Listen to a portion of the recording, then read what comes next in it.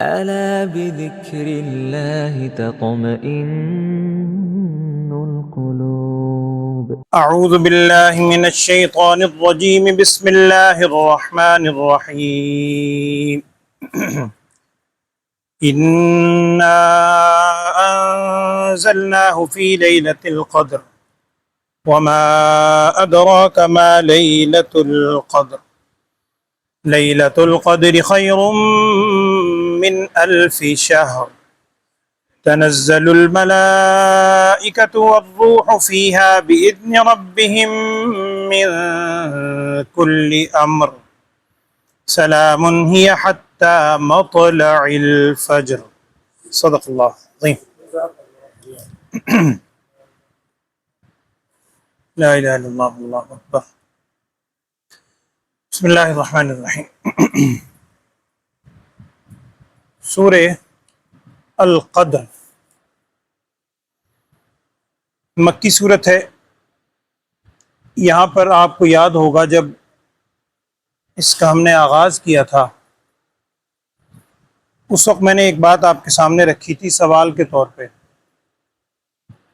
اور ابھی پچھلے دنوں ہم نے ایک سلسلہ شروع کیا تھا قرآن پاک کی جمع اور تدوین کے حوالے سے، اس کی بھی کئی قسطیں آئیں. اس کے آغاز میں بھی میں نے سوال کے طور پہ یہ بات رکھی تھی جو ہمارے ذہنوں میں سوال آتا ہے کہ قرآن پاک اس آیت میں ہے کہ ہم نے قرآن کو نازل کیا انا انزلناہ فی لیلۃ القدر، اس سے مراد قرآن ہی ہے. اللہ تعالیٰ فرما رہے ہیں ہم نے قرآن کو نازل کیا لیلۃ القدر میں، ایک قدر والی رات میں. اسی طرح پیچھے آپ سورہ دخان کے آغاز میں سن چکے ہیں انا انزلناہ فی لیلۃ مبارکہ، ہم نے نازل کیا ایک مبارک رات میں. یہ تو سیم ایک ہی چیز ہے. شروع کے اندر سورہ بقرہ میں الفاظ آئے تھے شہر رمضان الذی انزل فیہ القرآن، رمضان کا مہینہ وہ ہے جس میں قرآن نازل کیا گیا. یہ بھی تقریباً شب قدر بھی رمضان میں وہ بھی. لیکن دوسری جانب جب ہم سیرت پڑھتے ہیں اور نبی صلی اللہ علیہ وسلم کی سیرت طیبہ سارے واقعات پڑھتے ہیں، کل بھی جو سورت کے شروع میں آغاز میں نے عرض کیا تھا کہ اقرا بسم ربک الذی خلق سے قرآن پاک کا نزول شروع ہوا، اور 40 سال اس وقت آپ صلی اللہ علیہ وسلم کی عمر مبارک تھی. اس وقت سے لے کر اور 63 سال تک تقریباً 22 سال کچھ مہینے، 23 سال عام طور پہ شمار کرتے ہیں. 23 سال میں تھوڑا تھوڑا کر کے قرآن پورا نازل ہوا. یہاں قرآن کہہ رہا ہے ہم نے ایک رات میں نازل کیا، ادھر ہم دیکھتے ہیں تو 23 سالوں میں نازل ہوا. اب یہ 23 سال تک وہ رات چلتی رہی، ظاہری بات ایسی بات تو نہیں ہے. اب ان میں سے کون سی بات صحیح ہے؟ باتیں دونوں صحیح ہیں. صرف ایک چیز سمجھ لیں جو روایات کے اندر ہے، قرآن پاک کے نزول دو ہیں. قرآن پاک جو نازل ہوا یہ نزول اللہ تعالیٰ کی طرف سے دو ہیں. سارا کا سارا قرآن سورہ فاتحہ سے لے کر سورہ الناس تک 114 سورتیں ہیں. یہ سارا قرآن لکھا ہوا موجود تھا لوح محفوظ میں. 7 آسمانوں کے اوپر جگہ ہے لوح محفوظ، وہ بھی قرآن میں ہے. اسی صورت پارے میں آپ نے پیچھے الفاظ سنے ہیں بل ہوا قرآن مجید فی لوح محفوظ. سارا قرآن میں لکھا ہوا موجود تھا. اللہ جل شانہ نے پہلے قرآن کو لوح محفوظ سے نازل کیا بیت العزت تک، پہلے آسمان تک. اس کو بیت العزت بھی کہتے ہیں، بیت العظمت بھی کہتے ہیں. ایک تو بیت المعمور ہے، وہ تو 7ویں آسمان پر ہے. اس بیت اللہ کی سیدھ میں آسمانوں کے اندر بھی بیت اللہ موجود ہے. پیچھے بھی میں نے کسی صورت میں اس کی تفصیل عرض کی تھی. تو جو پہلا آسمان ہے اوپر کی ترتیب سے سب سے نیچے والا، اور نیچے کی ترتیب زمین سے جائیں تو سب سے پہلا، اور وہاں سے سب سے آخری. اللہ تعالیٰ نے لوح محفوظ سے اس آسمان دنیا پر قرآن نازل کیا اکٹھا، اور وہ نازل ہوا شب قدر میں. کہاں؟ اس بیت العزت پر. بیت اللہ کی سیدھ میں جو پہلے آسمان کے اوپر بیت اللہ کے محاذات میں جگہ ہے اسے بیت العزت بھی کہتے ہیں، بیت العظمت بھی کہتے ہیں. وہاں نازل کیا ہے. پھر وہاں سے تھوڑا تھوڑا رسول صلی اللہ علیہ وسلم کی ذات مقدسہ پر یہ نازل کیا تقریباً 23 سال میں. یہاں ایک چیز اور سمجھ لیجئے، عربی گرامر کے اندر کچھ اصول ہم بیان کیے کرتے ہیں، آپ نے پڑھے ہیں، بعض کو علم میں ہوگا. عربی میں ایک ہی لفظ نزلہ، نزول، اترنا، یا اتارنا، انزل ینزل. اگر باب افعال سے، عربی میں کچھ ابواب استعمال ہوتے ہیں، باب افعال سے ہو، جیسے یہاں ہے انزلنا، یہ باب افعال ہے، تو اس کا مطلب ہوگا کہ ہم نے ایک ہی وقت میں اتارا. اگر اسی آپ مادے کو باب تفعیل میں لے جائیں، نزلہ، اس کا مطلب ہوگا تھوڑا تھوڑا اتارنا. وہ بھی قرآن میں سورہ حجر 14ویں پارے کے آغاز میں ہے وہ لفظ انا نحن نزلنا الذکر و انا لہ لحافظون. وہاں لفظ ہے نزلنا، انزلنا نہیں. انا نحن انزلنا الذکر نہیں، انا نحن نزلنا الذکر و انا لہ لحافظون. وہاں نزلنا سے مراد ہے قرآن پاک کا تھوڑا تھوڑا اترنا، یعنی دوسرا نزول. یہ انزلنا جہاں الفاظ ہیں، اس سے ہے قرآن پاک کا پہلا نزول. اور یہ پہلا نزول ہوا ایک رات میں، شب قدر کہہ لیں، لیلہ مبارکہ کہہ لیں، اور چونکہ یہ رات رمضان کے مہینے میں ہوتی ہے تو رمضان کا مہینہ کہہ لیں. ان دونوں تینوں آیات میں قرآن کے نزول سے مراد ہے پہلا نزول لوح محفوظ سے آسمان دنیا تک، اور آسمان دنیا پر وہ جو بیت العزت نامی جگہ ہے وہاں. پھر وہاں سے رسول صلی اللہ علیہ وسلم کی ذات مقدسہ پر بذریعہ جبرائیل علیہ السلام تھوڑا تھوڑا کر کے انا نحن نزلنا الذکر، وہ تھوڑا تھوڑا کر کے قرآن اترا تقریباً 23 سال میں. پہلے اقرا بسم ربک الذی خلق، اور اس کے بعد ہوتے ہوتے الیوم اکملت لکم، مشہور یہی ہے، بعضوں نے اور قول بھی لکھا ہے، آخر میں وہ آیت اتری. تو یہ قرآن پاک کے دو نزول ہو گئے، پہلا لوح محفوظ سے آسمان دنیا پر ایک رات میں، دوسرا آسمان دنیا سے نبی صلی اللہ علیہ وسلم کی ذات مقدسہ پر بذریعہ جبرائیل علیہ السلام تقریباً 23 سال میں. تو یہ دو نزول ہیں. اب کوئی اشکال نہیں ہے، جہاں 23 سال کا ذکر ہے اس سے دوسرا نزول مراد ہے، جہاں ایک رات کا ذکر ہے جیسے یہاں، اس سے پہلا نزول مراد ہے. ایک تو یہ ذہن میں رکھیں. دوسرا، اس سورت کی شان نزول کے حوالے سے ایک دو واقعات کتابوں میں لکھے ہیں. بعض روایت میں ہے کہ رسول صلی اللہ علیہ وسلم نے بنی اسرائیل میں سے ایک شخص کا ذکر کیا. دو الفاظ آتے ہیں، دونوں ہی ہو سکتے ہیں. آپ صلی اللہ علیہ وسلم ارشاد فرمایا کہ بنی اسرائیل میں سے ایک شخص تھا جس کو اللہ جل شانہ نے اتنی توفیق دی کہ اس نے تقریباً 1000 مہینے تک اللہ کی عبادت کی. اور کچھ کتابوں میں ہے کہ رات کو وہ عبادت کیا کرتا تھا اور دن میں سارا دن جہاد میں مشغول ہوتا تھا. 1000 مہینے تک، تقریباً 82 سال سے زائد بنتے ہیں، اتنے عرصے تک رہا. اب یہاں ایک دوسری حدیث ساتھ ذہن میں رکھیں. جب صحابہ نے سوال کیا، وہ بھی حدیث کا مفہوم ہے کہ نبی صلی اللہ علیہ وسلم نے ایک موقع پر ارشاد فرمایا تھا کہ میری اس امت کی عمریں، اس امت محمدیہ صلی اللہ علیہ وسلم کی جو اوسط عمر ہوگی، ایوریج عمر جسے ہم کہتے ہیں، وہ 60 سے 70 سال کے درمیان ہوگی. اوسط عمر یہی ہوگی. اب آپ دیکھ لیجئے، ہر خاندان میں آپ دیکھ لیں کہ آپ کو بزرگ خال خال نظر آئیں گے. کوئی اکا دکا 2-4 بزرگ ہوں گے جو 80-90 اتنی عمر تک پہنچتے ہیں، ورنہ اس سے پہلے ہی اللہ کی طرف سے بلاوا آ جاتا. تو نبی صلی اللہ علیہ وسلم نے ارشاد فرمایا تھا 60 سے 70 سال کے درمیان میری امت کی اوسط عمر ہوگی.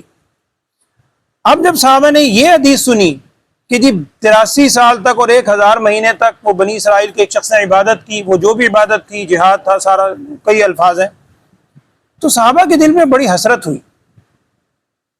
اور آپ یہ پیچھے میں نے ایک موقع پر عرض کیا تھا کہ صحابہ کے دل میں جو ہرس ہوتی تھی وہ مال و دولت کی نہیں تھی، انہیں ہرس ہوئی نیکی کی. انہوں نے بڑی حسرت سے یہ کہا کہ کاش ہمیں بھی اگر اتنی عمریں ملتی. ہماری تو عمر ہے ہی 60 سے 70 کے درمیان. آپ فرما رہے اوسط یہی ہے، ایوریج. اگر ہماری زیادہ عمریں ہوتی تو ہمیں بھی زیادہ عبادت کی توفیق ملتی. پھر انہوں نے 1000 مہینے عبادت کی اور اس کے علاوہ بھی عمر اس سے زیادہ 100 سال سے زیادہ عمریں ہوتی تھی. تو اس موقع پر آتا ہے جب صحابہ کی طرف سے یہ حسرت بھرے الفاظ آئے تو اللہ تعالیٰ کی طرف سے یہ آیت اتر گئی. اس امت محمدیہ صلی اللہ علیہ وسلم کے لیے اتنا انعام کہ اللہ تعالیٰ فرما رہا ہے، اللہ تعالیٰ کہ اس امت میں کو فرمایا کہ ایک رات تمہیں دے دی ہے. تمہیں 1000 مہینوں کا تھا نا، وہ ایک رات 1000 مہینوں کی عبادت سے زیادہ افضل ہے. وہ ایک رات کو عبادت تھا. تو وہی الفاظ ہے انا انزلناہ فی لیلۃ القدر، ہم نے اس قرآن کو نازل کیا قدر والی رات میں. قدر کے دونوں معنی آتے ہیں. مشہور معنی یہی ہے جو یہاں پر مراد لیا جاتا ہے کہ قدر کے معنی ہوتے ہیں عظمت، جس کی بڑی قدر کی جائے، عظمت والی چیز۔ ایک قدر کے معنی اندازہ اور تقدیر سے بھی ہے، چونکہ اسی رات میں سارے فیصلے کیے جاتے ہیں، جیسا کہ وہ سورۃ دخان کی آیت میں فیہا یفرق کل امر حکیم، وہ فیصلے حوالے کیے جاتے ہیں، وہ ساری تفصیل وہاں میں نے عرض کی تھی، تو یہ معنی بھی ہو سکتے ہیں۔ لیکن چونکہ آگے ذکر ہے لیلۃ القدر خیر من الف شہر، اس سے معلوم ہوتا ہے کہ اس کی فضیلت بیان کرنا مقصد ہے، تو قدر سے یہاں مراد فضیلت ہے، عظمت ہے، کہ ہم نے اس قرآن کو نازل کیا ایک عظمت والی قدر والی رات میں، اور آپ کو کیا معلوم وہ قدر والی رات کیا ہے۔ مختصر اگر اس رات کے حوالے سے سننا چاہتے ہو تو لیلۃ القدر خیر من الف شہر، وہ قدر والی رات، شب قدر 1000 مہینوں سے زیادہ افضل ہے۔ اور یہاں بعد مفسرین نے ایک نقطہ اور نقل کیا ہے، انہوں نے لکھا ہے کہ عربی زبان میں گنتی کے اندر سب سے بڑا ہندسہ ہے 1000، جیسے اردو میں بھی ہم کرتے ہیں، انگریزی میں، مختلف زبانوں میں کرتے ہیں۔ اردو میں آپ کہتے ہیں کہ بچوں کو بھی یاد کراتے ہیں کہ بیٹا دیکھو اکائی، دہائی ہے، سینکڑا ہے، پھر 1000 ہے، پھر 10,000 ہے، پھر اوپر لاکھ تک جاتے ہیں، پھر لاکھ سے آگے کروڑ ہے، کروڑ سے آگے پھر ہم ارب کی طرف جاتے ہیں، انگریزی میں بھی ملین تک جاتے ہیں، اور آگے پتہ نہیں کہاں کہاں تک۔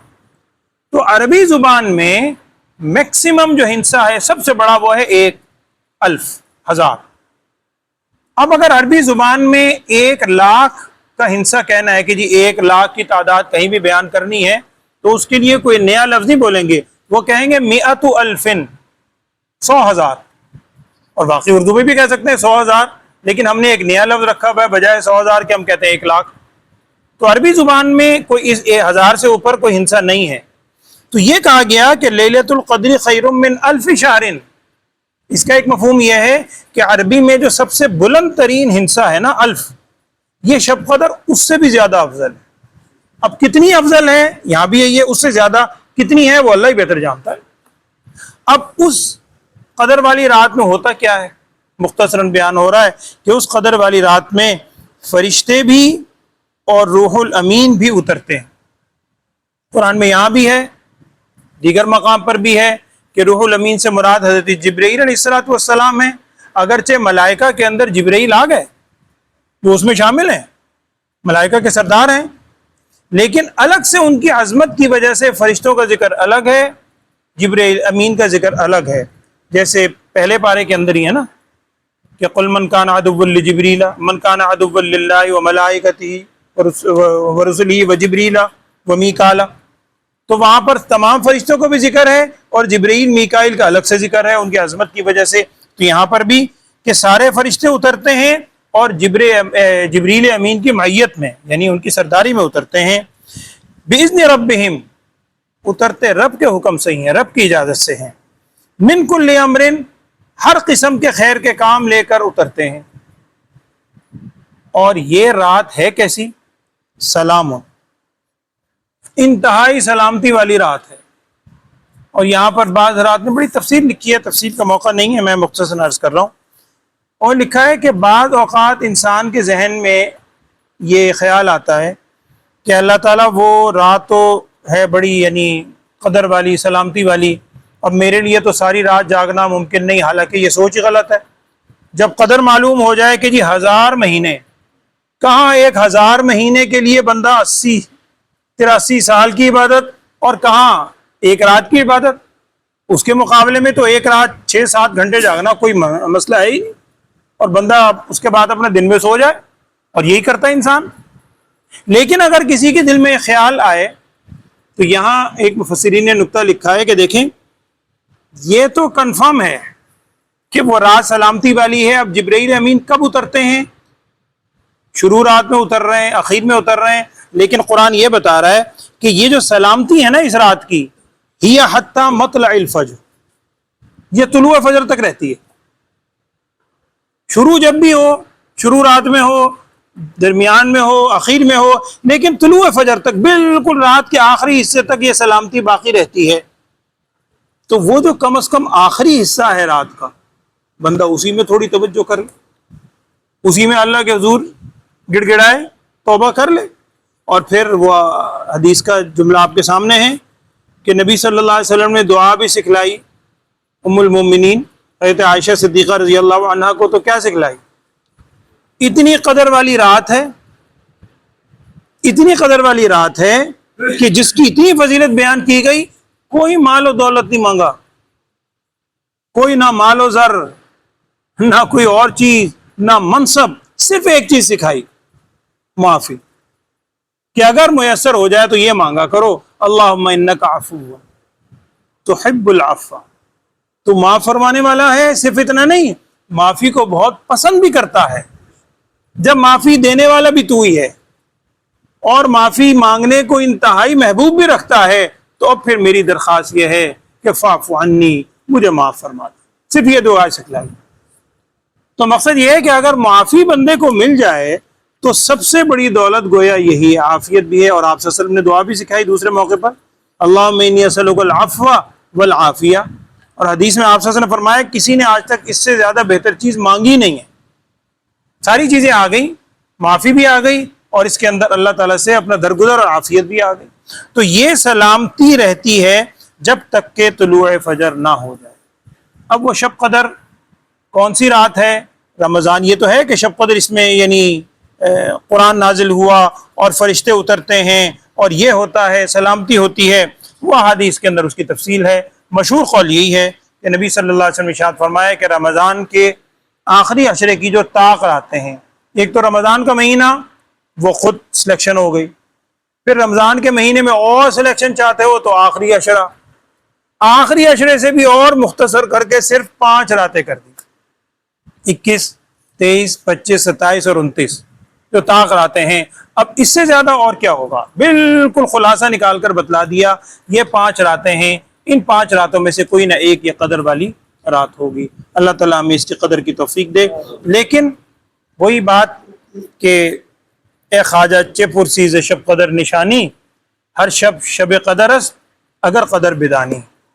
اللہ تعالیٰ کی رحمت کو ہم محدود نہ کریں، یہ یقیناً فضیلت 100% ہے، اللہ کی رحمت بہت متوجہ ہوتی ہے، بہت قبولیت فرماتا ہے، لیکن اس کا مطلب نعوذ باللہ یہ نہیں ہے کہ باقی سارا سال کوئی اس کی رحمت بند ہو جاتی ہے، نہ نہ نہ، اس کی رحمت تو ہر وقت متوجہ ہے، وہ تو ہر شب شب قدر است اگر قدر بدانی، تیرے دل میں اگر قدر ہے، اگر ہم اللہ سے مانگنا چاہیں، اللہ کی طرف رجوع کریں تو وہ تو ہر وقت سنتا ہے، ہر پکارنے والے کی پکار کو سنتا ہے۔ اصل مقصد یہی ہے اللہ تعالیٰ ہمیں اپنی طرف رجوع کرنے کی اور اپنے آپ سے تعلق جوڑنے کی اور مانگنے کی ہم سب کو توفیق عطا فرمائے، اللہم آمین۔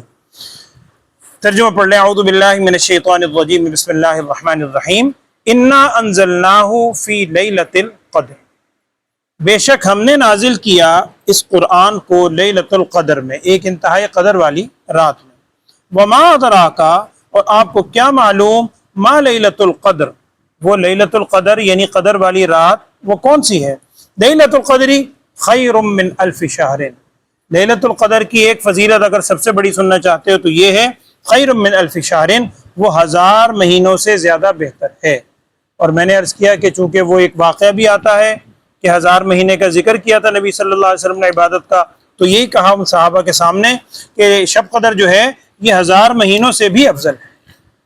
اس کی ایک صفت یہ ہے کہ تنزل الملائکۃ والروح فیہا باذن ربہم من کل امر، اس میں فرشتے بھی اترتے ہیں اور روح الامین فرشتوں کے جو سردار ہیں جبرائیل علیہ السلام، ان کی معیت میں سب فرشتے اترتے ہیں اس رات میں، باذن ربہم اپنے رب کے حکم سے، من کل امر ہر قسم کے کاموں کو لے کر، سلام سلامتی ہے اس رات میں ہر اعتبار سے، ہی حتی مطلع الفجر یہاں تک کہ طلوع فجر ہو جائے۔ یہاں میں ایک بات پہلے بھی میں نے عرض کی تھی، چونکہ کچھ دن پہلے بھی مجھے اتفاق ہوا ایک جگہ نماز پڑھنے کا، اور بہرحال اس کو خیال کرنے امام صاحب سے میں نے سنا کہ انہوں نے یہاں جو تلاوت کی، میں نے آپ کو ایک اصول بتلایا تھا، آپ کو اصول یاد ہونا چاہیے، آپ بھی اس پہ خیال کریں، چونکہ یہ ہم غیر عرب لوگوں کے لیے کچھ علامات بنائی گئی ہیں قرآن میں۔ یہاں غور کیجئے گا، لکھا ہے فیہا باذن ربہم من کل امر، یہاں آیت ہے، آیت کے اوپر 3 ڈاٹس بنے ہوئے ہیں، آگے سلام قف لکھا ہے، اوپر پھر 3 ڈاٹ بنے ہوئے ہیں، یہ میں نے آپ کو بتلایا تھا، اور سائڈ پہ لکھا ہوگا معانقہ، یہ لکھا ہوا ہے معانقہ، یا مع لکھا ہوتا ہے یا معانقہ لکھا ہوتا ہے۔ قرآن میں بہت سے مقام ہیں، بالکل شروع میں بھی ہے ذالک الکتاب لا ریب فی، وہاں بھی یہی ہے، یہاں بھی ہے، آگے بھی آئے گا، بہت سی جگہ ہے قرآن میں۔